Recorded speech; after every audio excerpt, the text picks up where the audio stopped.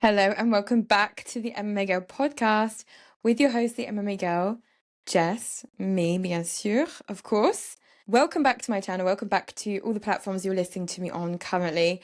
And welcome back to another episode of the MMA Girl Podcast. Episode 20 is here. Now, this marks kind of a milestone for me because it's quite a few episodes now. So I'm very happy that I'm still here, still churning my episodes out, and we're already at episode 20, and I feel like I started yesterday. So thank you so much for being on the journey with me and supporting my channel and supporting my platforms on the internet, on social media. So let's get into today's episode. Of course, I am hopping on here having woken up this morning to some very exciting announcements from Dana White. Of course, I went to bed last night having heard the rumors that Dana White was planning on doing an Instagram live announcement during the night. Of course, American time was probably in the evening, but obviously I was asleep. So I woke up to all the announcements that came out last night, and I am so excited. I couldn't be more happy this week, of course, because we've had some great announcements, of course, just last night. And this Saturday, we have UFC Abu Dhabi. I'll be doing a separate video on my predictions and my preview for that card later on this week. But what I wanted to say was that because it's in Abu Dhabi, of course, in the United Arab Emirates, I get to watch it from 6 p.m. onwards in France. And for most European fans, I think we could all rejoice and say that UFC Abu Dhabi, every time they're in Saudi Arabia, Abu Dhabi, anywhere like that, it's great for us. I'm very excited. Anyway, let's get on to Dana's announcements and let's get on to the latest news from this past week. So Dana White has really been literally cooking, and we also got an announcement last week that Alexander Volkov is going to be taking on Jailton Almeida for the number one contender spot for the heavyweight title. So that was a great announcement already. And this week, of course, Dana White has officially announced last night that Ciryl Gane will indeed be taking on Tom Aspinall, whilst Tom defends his belt for the fourth time. But this time, it's the first time he's defending his undisputed heavyweight title, and he'll be doing so on October 24th in Abu Dhabi as well. Abu Dhabi is, of course, the home to a lot of fighting and a lot of UFC events currently, and there'll be more and more UFC events in the United Arab Emirates from now onwards and in the coming years as the relationship between the UFC and Turki Alalshikh and the United Arab Emirates continues to flourish. So UFC Abu Dhabi this week, and of course in October on the 25th, we are getting as a main event Ciryl Gane versus Tom Aspinall for the UFC heavyweight belt. And on the same evening, as I said just before that, we are getting Volkov versus Jailton Almeida, which means that we're getting the number one contenders fight just before seeing who wins the belt between Ciryl Gane and Tom Aspinall. So that evening on October 25th will determine the next champion and the next contender for the title, and that's a really great combination in one evening. I cannot wait. And that's not it. In the same month, just before so, however, on October 4th, we are getting UFC 320. So there are two numbered cards in October, UFC 320 and UFC 321.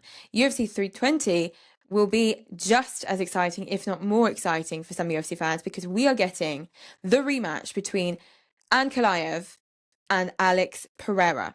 Now, this is insane because, of course, we knew this was happening, but getting the announcement, and we get what we wanted.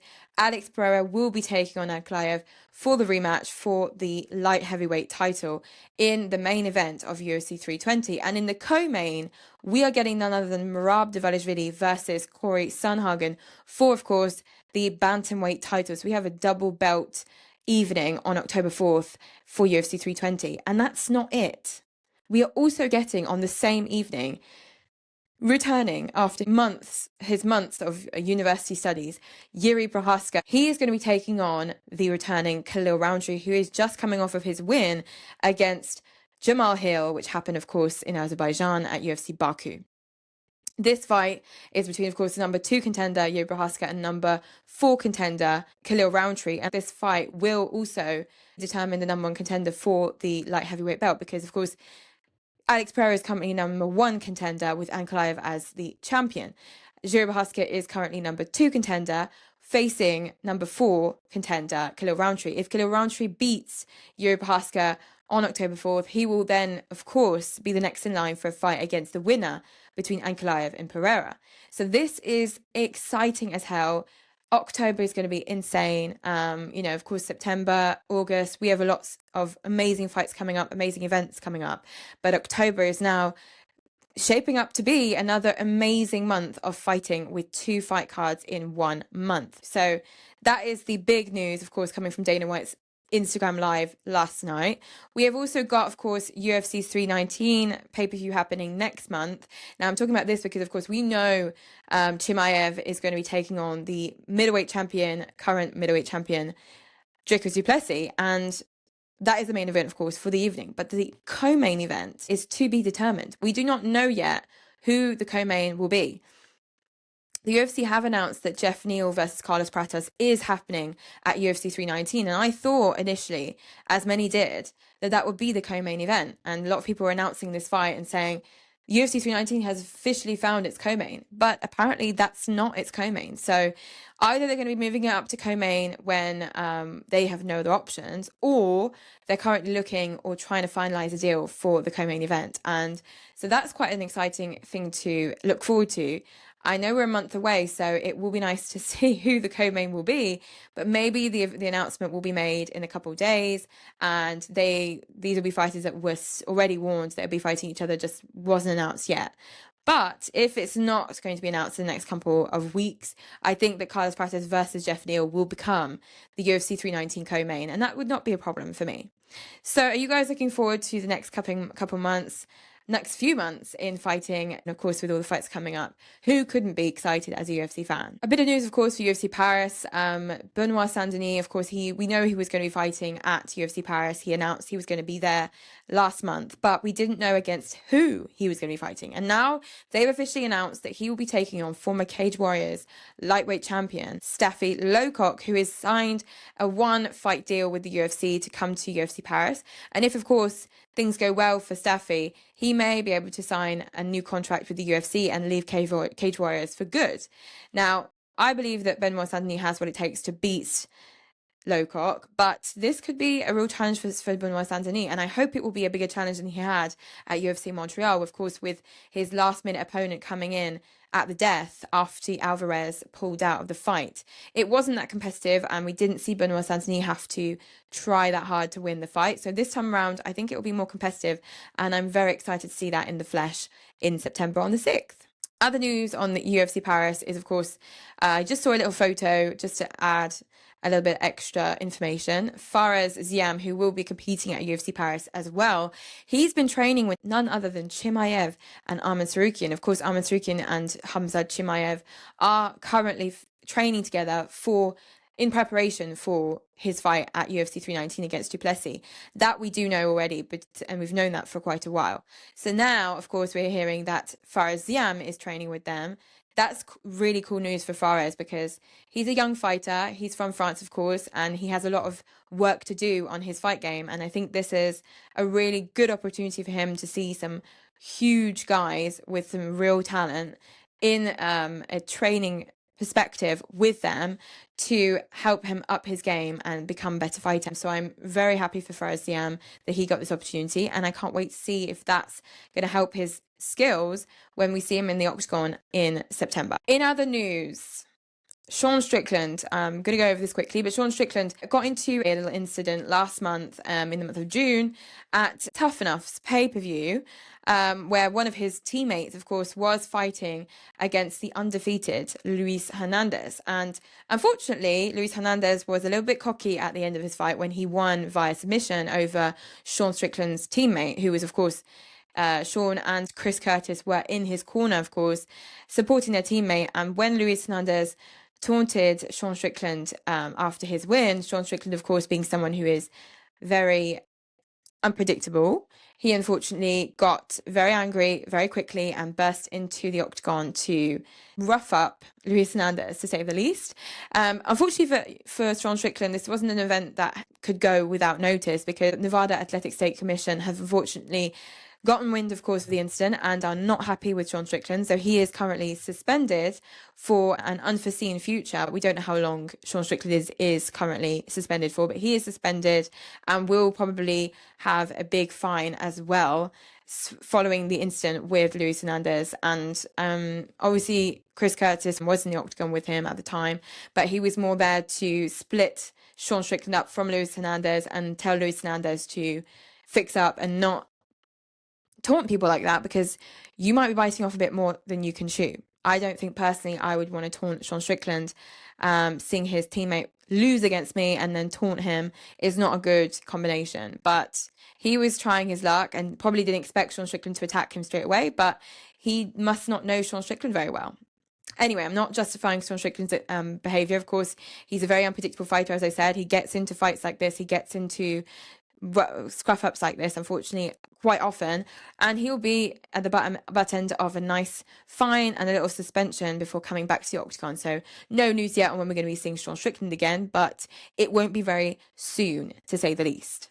Israel Adesanya, I heard recently that, reflecting on his career, of course, he is revealing some things that happened during his middleweight champion reign, and one of those things is that he said that he rejected multiple roles in some huge movie franchises in order to focus on his fight camps and focus solely on defending the middleweight title whilst he was middleweight champion. And those films included the franchises Black Panther and Creed. He was offered roles in Black Panther 2 and Creed 2 and turned those down because he was current middleweight champion and wanted to focus on his UFC career.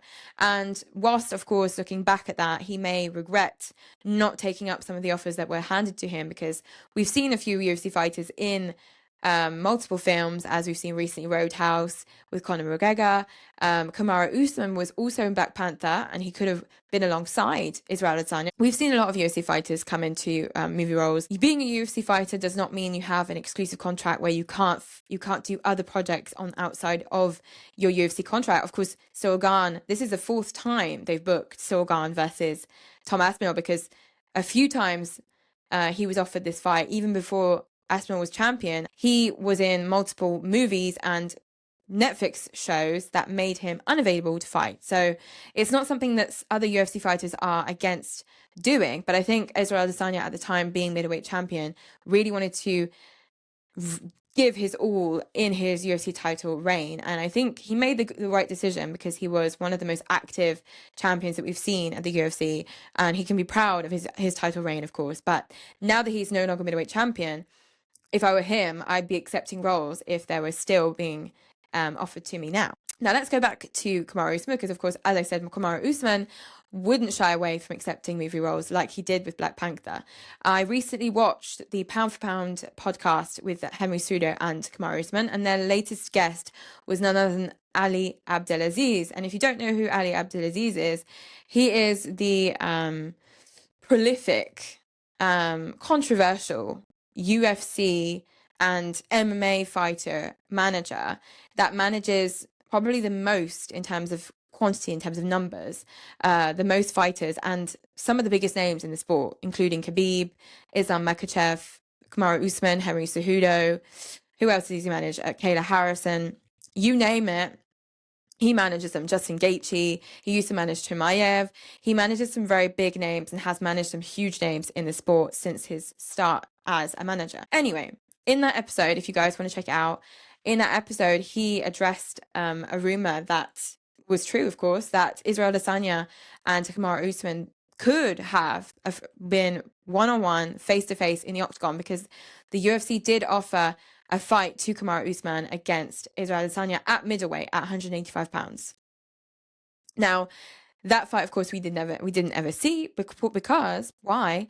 Because Kamaru Usman, and he said it joyfully as he was talking about it with Ali Abdelaziz and Henry Cejudo, he of course rejected that fight immediately, because it's his brother. He cannot fight flesh and blood, even though it's not his real brother. But of course, we know the history between Israel Adesanya and Kamaru Usman, and of course the trio with Francis Ngannou.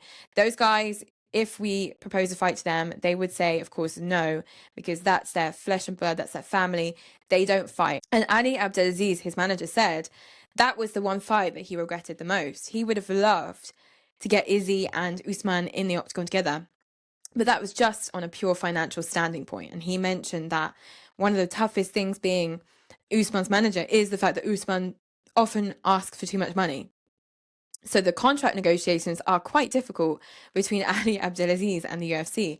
But this time around, of course, the money was good, but Usman didn't want it. And I really respect that from him. But that's a cool little nugget of information that we learned from that podcast. And I advise you guys to go check it out just to get some more UFC MMA knowledge in there, because Ali Abdelaziz, whether you like him or not, is someone who's got a lot of stories to tell. And in that hour and 13 minutes of podcast, I learned quite a lot from Ali and, of course, Henry Cejudo and Usman about their history with Ali Abdelaziz and the history of the UFC since he became a manager of those big, big names.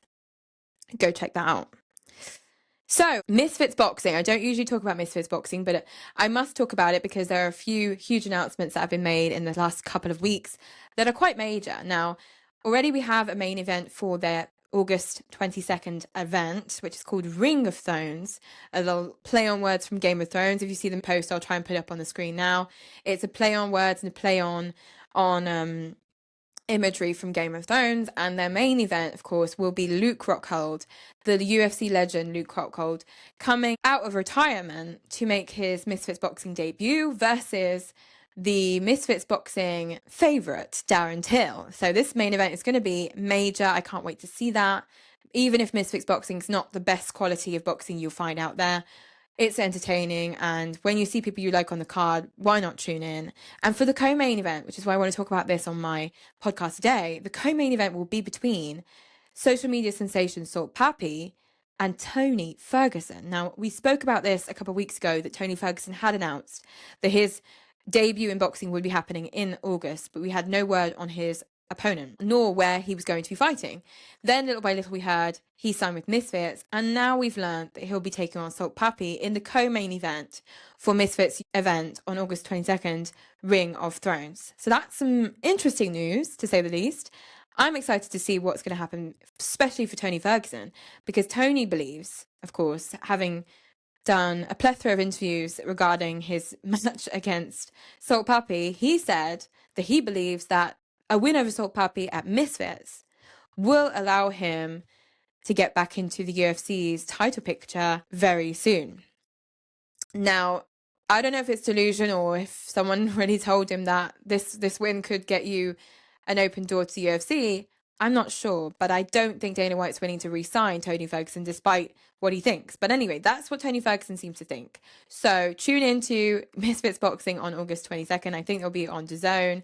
And one other thing to do with Misfits is that, of course, you guys must know of Dillon Danis, who is a former UFC MMA fighter who has done quite a few fights with Misfits and got into quite a few problems with UFC and MMA and boxing athletes around the world, whether it was in the flesh or on Twitter. He will be returning to Misfits, but not in the boxing capacity, but in the MMA capacity, because Misfits will be doing their first MMA fight. I'm not sure if they're doing a whole MMA event on August 30th, but 8 days after Misfits Ring of Thrones event, happening in Manchester, by the way, on August 22nd, we'll be getting a Misfits event on August 30th featuring Dillon Danis in the first ever Misfits MMA fight. And he will be facing Warren Spencer at 170 pounds. That is all the news we have on this for now. I'm not surprised that Misfits are trying to get into MMA. It's something that they should be doing. They could stay boxing. That's not obviously a problem, but I'm not surprised they're trying to get into MMA. And of course, they've got Dillon Danis on their roster, so why not use him to slide into MMA and start signing MMA fighters as well? So we'll see what happens then, and maybe Tony Ferguson will be in a MMA fight at Misfits at some point when he realizes that even a win over Salt Papi won't probably get him a UFC contract. We'll see how that goes down. So this weekend, speaking of boxing, we of course had not only UFC 318, which we'll get onto later, we had of course the main event of Ring's boxing extravaganza, Usyk versus Dubois 2, Daniel Dubois versus Alexander Usyk for the undisputed heavyweight title. And of course, in the 5th round, Alexander Usyk KO'd Daniel Dubois. All the words exchanged between these two incredibly huge and talented men came to fruition for Usyk this weekend, and I'm not surprised at all. Usyk's an incredible boxer. He is now a 3-time undisputed heavyweight champion, and it's just incredible what he's been doing. He is very much solidifying his legacy in this sport. The payouts for the boxing event that went on Saturday night in Wembley Stadium, Usyk got $132 million for that fight against Dubois, and Dubois got $71 million, which of course next to $132 million doesn't seem like a lot, but $71 million in itself is insane amounts of money. So of course both fighters got a huge amount of pay coming out of that fight, and probably extra money from the KO. Maybe there's some sort of bonuses. I'm not sure how that works, but in any case, that fight earned both fighters an insane amount of money. But as most people will tell you, there are a lot more huge investors in boxing there is in MMA. The investors behind Turki Alalshikh and the ring events are huge investors who put huge amounts of money into this. So I just hope for them that the events are also beneficial financially. When you pay that much money to fighters, does it come back threefold or not? That's the question I ask myself. But anyway, I enjoyed the fight between Usyk and Dubois, and Usyk totally dominated Dubois. So Daniel, he must go back to drawing board. Usyk has now fought Dubois, Anthony Joshua, and Tyson Fury twice each fighter, and beat them all twice. Who is next for Alexander Usyk? Speaking of which, if you guys watched the event, I was quite confused to see, of course, Jake Paul come into the ring just after Usyk celebrated his unified, undisputed heavyweight title win. Now, that is something I find completely absurd, because Jake Paul, in all his glory, he may make a lot of money from boxing, but seeing Usyk and Jake Paul facing off, it just didn't seem right. It didn't sit right with me. I don't think it's sat right with anybody. Why would we even be entertaining the idea those two would be fighting? That is just insane to me. But of course, money talks, and if those guys facing off in the ring, one day facing off as competitors in the ring in a huge pay-per-view, then maybe that will be worth it. But I hope that Usyk would prioritize potentially finishing his trilogy with either AJ or Tyson Fury, or maybe Dubois one day as well. I'm going to conclude on boxing front just with a little add-on on Turki Alalshikh, of course. Turki Alalshikh recently announced that he will be completely dropping the whole pay-per-view model and going forward with simply DAZN subscriptions, allowing you to have access to all of his ring boxing events from now onwards. Of course, if you're familiar with the DAZN structure, then you'll know that when you're subscribed to DAZN, you don't automatically get access to the events that happen in the boxing world. If you're subscribed to DAZN, you get access to all the Misfits events, and you get access to all the PFL events that happen on DAZN with your subscription. However, when you see a boxing fight going on, for example, last year's Usyk versus Tyson Fury, that event was not free to watch for DAZN subscribers. Even though you pay your 14 quid a month for DAZN, you also had to up $20 for the event on itself. So the pay-per-view model was obviously upkept by DAZN, which is exactly what Netflix are refusing to do for UFC. So hearing that Turki Alalshikh wants no more pay-per-views, he said he wants boxing to be free of charge for all DAZN subscribers and open to all, I think will open the door to a lot more opportunities to spread boxing a little bit more mainstream, even though it's already very much mainstream compared to MMA, and also allow people who probably were put off by the fact they had to subscribe to DAZN and pay for the fights. That would allow those people to get back into boxing who maybe have not watched the last pay-per-views because they were too expensive. So that's really good news. And maybe it will encourage the UFC to drop the pay-per-view model as well, as they are looking to sign their new contract after ESPN closes doors on the UFC. So I can't wait to see or hear about who the UFC are going to be signing with for the new TV deal. But if it is Netflix, then I think they should go forward, as DAZN are doing with Turki Alalshikh, and move on from the pay-per-view model altogether. What do you guys think of the pay-per-view model? Of course, I'm sure most of you would say, well, we all hate it because it means spending more money on your passion watching the UFC. But is it a good idea to put UFC on Netflix and remove the pay-per-view model? Is it the time? Are we ready for that in 2025? And should the UFC follow in the footsteps of Turki Alalshikh's ring boxing promotion. Speaking of Dana White recently spoke about the White House card, and he said he will certainly not include Jon Jones on that card, or at least he's not planning on it, because Jon Jones, as we know from his past in the UFC, is a very unpredictable man inside and outside the octagon. So he does not want to take the risk to put Jon Jones inside of the White House in front of the President of the United States on the White House soil and risk potentially losing the main event or the co-main event, depending on where he put Jon Jones, but it would probably be in the main event if he put him on the card, potentially losing that and having to find someone in the last minute. And I think he really, if he's willing to say publicly that Jon Jones won't be specifically included on the White House card, then that really does mean that Dana is serious about that, because we know how much Dana loves Jon Jones, but he himself will admit that Jon Jones is too unpredictable and sometimes maybe way too unpredictable to put him on a card that important to him. So good on Dana White for saying that.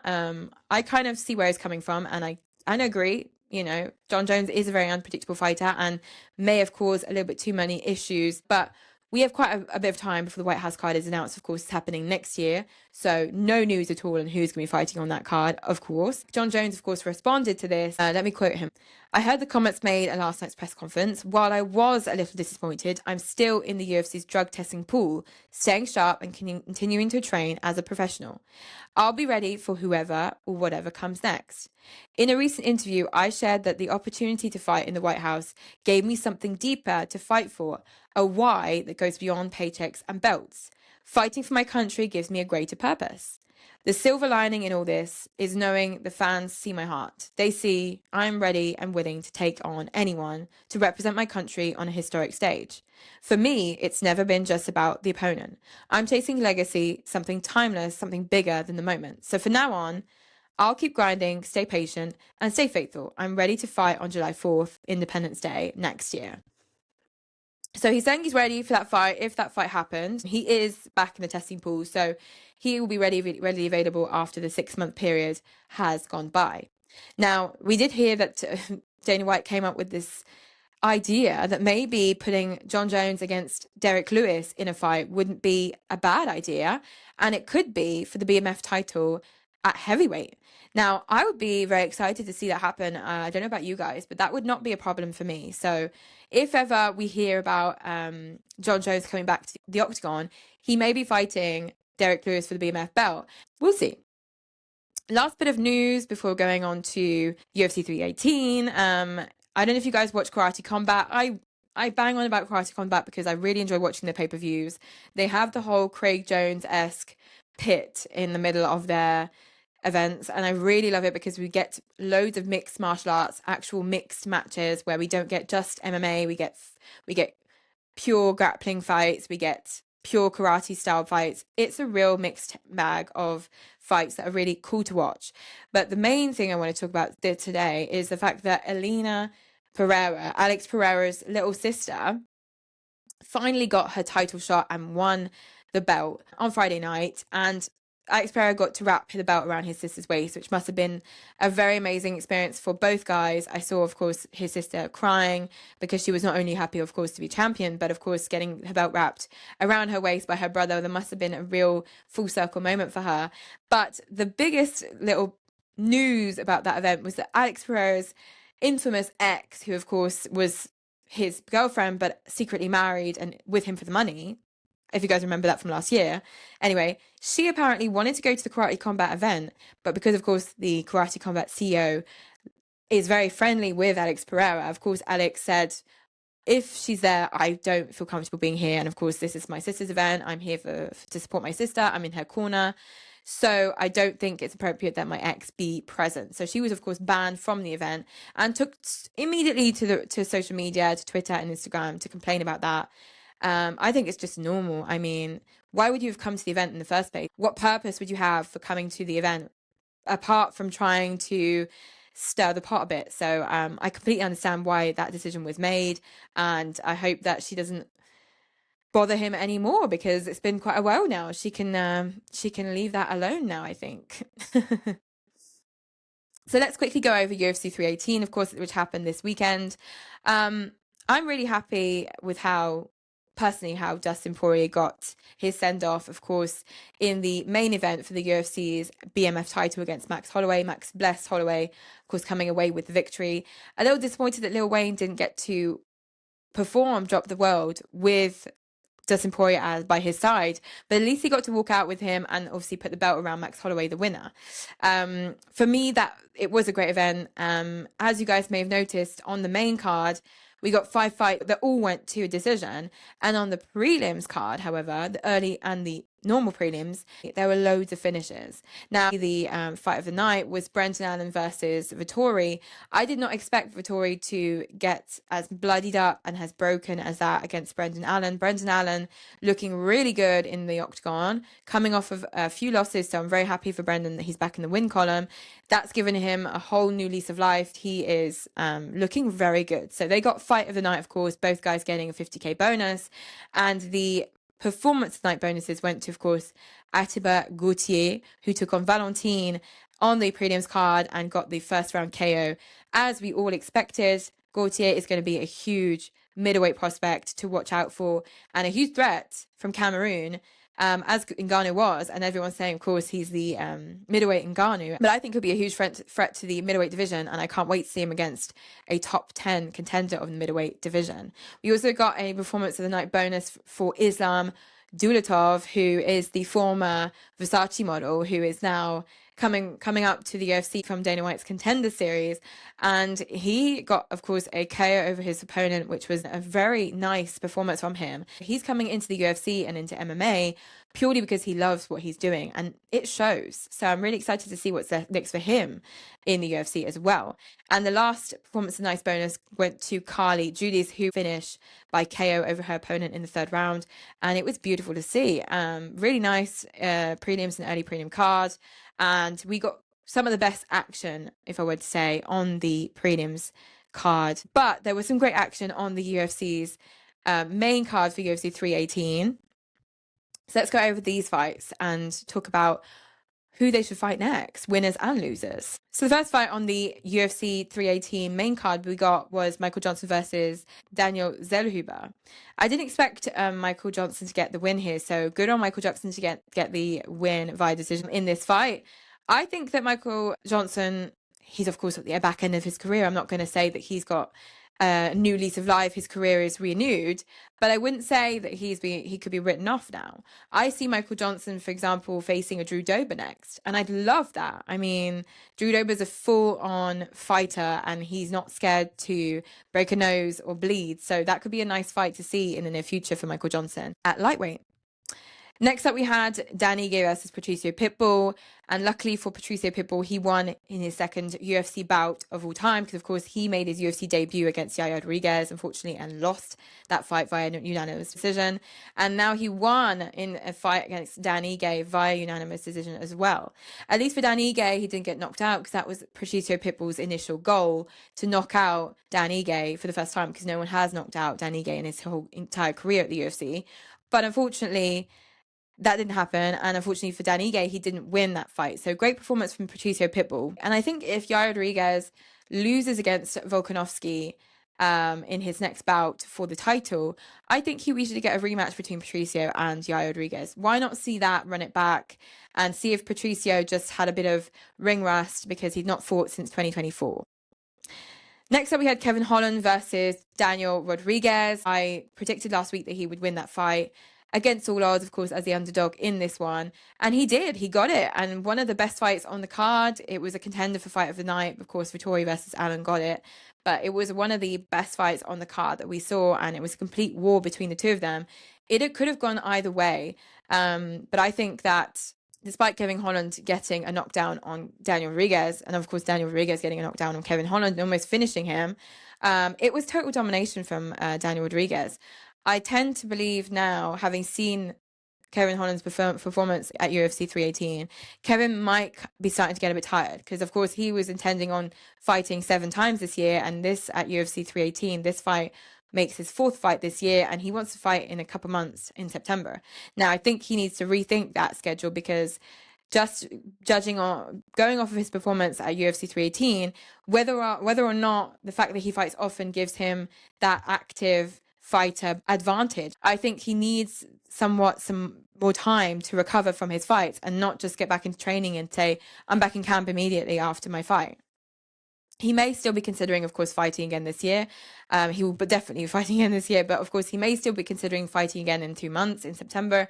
But I think that we should give him what he wants and give him Colby Covington. Whether he lost or won on Saturday night, we should give him what he wants. Colby Covington versus Kevin Holland. Whether Colby accepts it, that's another story. But Kevin Holland's been calling out for this fight for quite some time, so I think it would be a good fight to make. And why not put Daniel Rodriguez against either a Gilbert Burns or a Vicente Luque?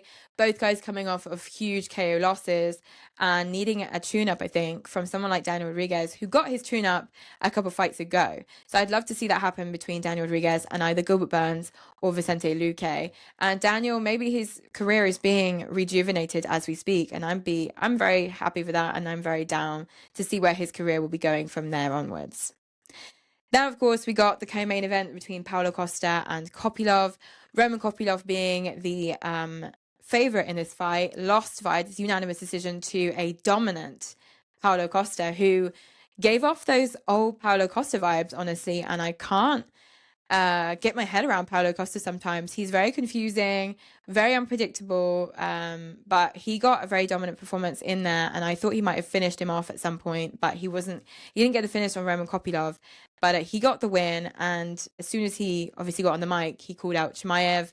They have got huge history between those guys, and he would love a fight between Chimaev. Whether he wins the belt next month or not, he wants a fight against Chimaev due to their personal issues outside of the octagon. But Paulo Costa is looking to come back in October, and he's looking to be as active as possible this year.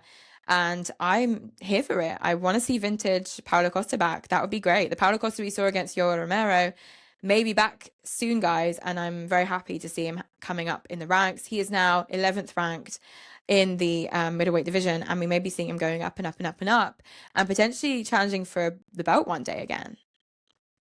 Now, of course, going into the main event, as a huge Dustin Poirier fan since I started watching UFC many, many years ago, Dustin Poirier has always been one of my favorite fighters, but Max Holloway as well.